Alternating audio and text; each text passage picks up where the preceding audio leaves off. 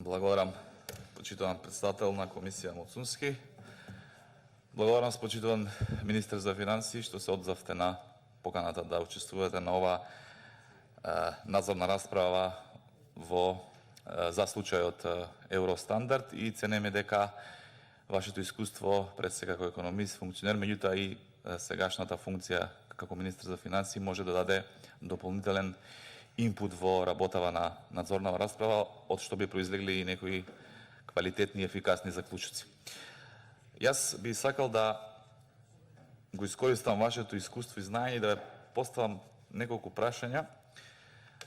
Најпрво, дали гувернерката на Народната банка на Република Македонија, господјата Анита Ангеловска-Бежовска, вас лично ви информира за состојбата со банките и банкарскиот систем во Република Македонија на Комитетот за финансиска стабилност. И ова ни е многу битно да го знаеме како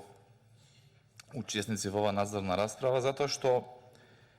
сметаме дека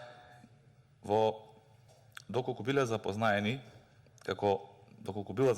како претходен министер за финансии господјата Нина Ангеловска, немало да има постапување како што имала во јавноста или постојат одредени индиции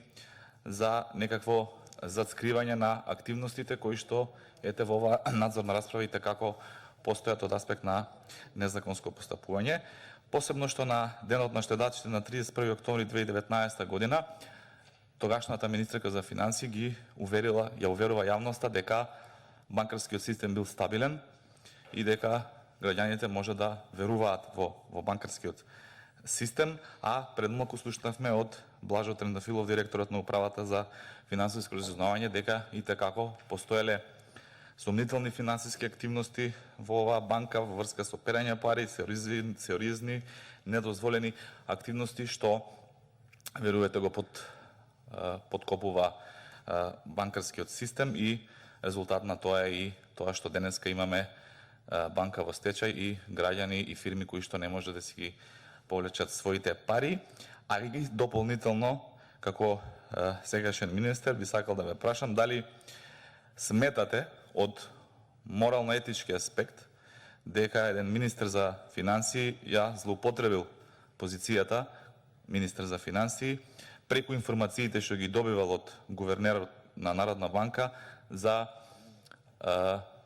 извлекување на своите заштеди лични и со тоа ја злоупотребила таа позиција, па би ве замолил доколку може да ни одговорите на овие прашања од аспект да добиеме поубава слика, да го искористиме вашето знаење за да направиме поквалитетни заклучоци. Благодарам, колега